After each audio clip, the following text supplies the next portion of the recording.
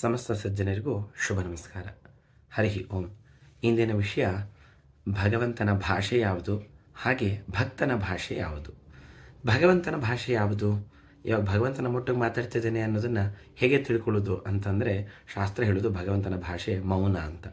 ಮೌನದಲ್ಲೇ ತನ್ನ ಎಲ್ಲ ಕೆಲಸವನ್ನು ಸಾಧಿಸ್ತಾನಂತೆ. ಹೀಗಾಗಿ ಅವನು ಮಾತಾಡ್ತಾನ ಅಂತಂದರೆ, ಮಾತಾಡೋದ್ರಿಂದ ಆಗೋ ಫಲ ಏನಿದೆ ತಾನು ಮೌನದಲ್ಲೇ ನಿಭಾಯಿಸ್ತಾನೆ. ಹೀಗಾಗಿ ಅದರ ಅರ್ಥ ಭಗವಂತನ ಭಾಷೆ ಮೌನ. ಸರಿ, ಭಕ್ತರ ಭಾಷೆ ನಮ್ಮ ಸಂಸ್ಕೃತನೋ, ಕನ್ನಡನೋ, ತೆಲುಗೋ, ತಮಿಳೋ, ಇಂಗ್ಲೀಷೋ, ಮತ್ತೊಂದು ಅಲ್ಲ. ಯಾವುದು? ನಾವು ಹೇಳೋ ಮಂತ್ರ ದೇವವಾಣಿ ಆದರೂ ಅದು ಅಲ್ವಾ? ಹೌದು, ಅಲ್ಲ. ನಮ್ಮ ಭಕ್ತರ ಭಾಷೆ ಯಾವುದು ಅಂತಂದರೆ, ದೇವರ ಜೊತೆ ಸಂಭಾಷಣೆಗೆ ಭಕ್ತಿ ಮಾತ್ರ. ಭಕ್ತಿ ಮಾತ್ರವೇ ಭಗವಂತನೊಟ್ಟಿಗೆ ಮಾತಾಡುವಂತಹ ಭಾಷೆ. ಅದು ಹೇಗೆ ಅಂತಂದರೆ, ಭಕ್ತರ ಮಾತು ಭಕ್ತಿಯೇ ಹೊರತು ಬಾಹ್ಯ ಭಾಷೆಗಳಲ್ಲ. ಅನವರತ ಆ ಶ್ರೀಹರಿಯಲ್ಲಿ ಮನಸ್ಸಿಟ್ಟು ಸಂಪೂರ್ಣ ಶರಣಾಗತಿಯಿಂದ ಮಾಡುವ ಪ್ರೀತಿಯೇ ಭಕ್ತಿಯಾಗಿದೆ. ಆ ಭಕ್ತಿಯೇ ಭಗವಂತನಲ್ಲಿ ಭಕ್ತನ ಸಂಭಾಷಣೆ. ಭಕ್ತಿಗೆ ಜ್ಞಾನ ಕಾರಣ. ಜ್ಞಾನದಿಂದ ಭಕ್ತಿ ಅದರ ಜೊತೆಗೆ ಭಗವದ್ ವ್ಯತಿರಿಕ್ತ ವಿಷಯದಲ್ಲಿ ಅಥವಾ ಪದಾರ್ಥಗಳಲ್ಲಿ ವೈರಾಗ್ಯ ತಾಳುವುದು. ಹೀಗಾಗಿ a communication is a process of exchange of information as in a particular method of sharing ideas, needs, feelings and causing a basic interaction. So when a devotee needs to communicate with his deity to worship, the only method is to express his devotion. It involves all the methods appropriated to interact with all his in-depth feeling to his deity. भक्ति देवत्व के प्रति प्रेम की भावना है और भक्ति एक शक्ति के रूप में कार्य करती है. भक्ति के अलावा कोई अन्य भाषा भगवान के साथ बातचीत नहीं कर सकती है. मुक्ति के लिए भक्ति ही एकमात्र रास्ता है.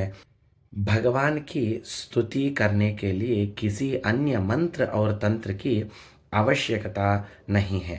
भक्ति ही एकमात्र अंतिम तरीका है. భక్తిని భాష అని అన్ని పురాణాలు, ఇతిహాసాలు మనకి చెప్తున్నాయి.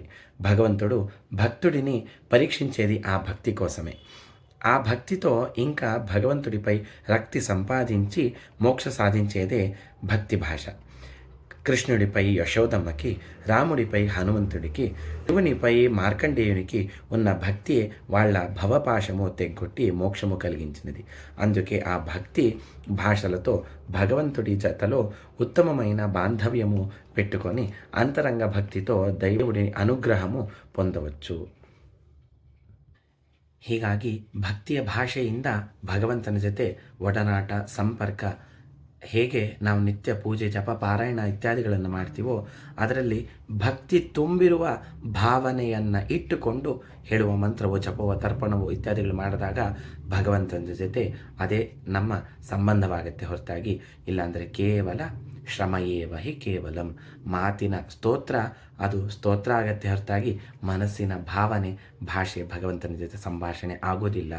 ಹೀಗಾಗಿ ಭಕ್ತಿಯೇ ಮುಕ್ತಿಗೆ ಕಾರಣ ಅಂತ ದಾಸರು ಹೇಳಿದಂತೆ ಭಕ್ತಿ ಮಾಡಿ ಭಗವಂತನ ಅನುಗ್ರಹಕ್ಕೆ ಪಾತ್ರರಾಗೋಣ ಅಂತ ಹೇಳ್ತಾ ಮಧ್ವಾಂತರ್ಗತ ಕೃಷ್ಣಾರ್ಪಣಮಸ್ತು. ಇದೇ ಥರ ಹೆಚ್ಚಿನ ವಿಡಿಯೋಗಳಿಗಾಗಿ ನನ್ನ ಯೂಟ್ಯೂಬ್ ಚಾನಲ್ ವರಾಹ ವರದ ಫಾಲೋ ಮಾಡಿ, ಸಬ್ಸ್ಕ್ರೈಬ್ ಮಾಡಿ.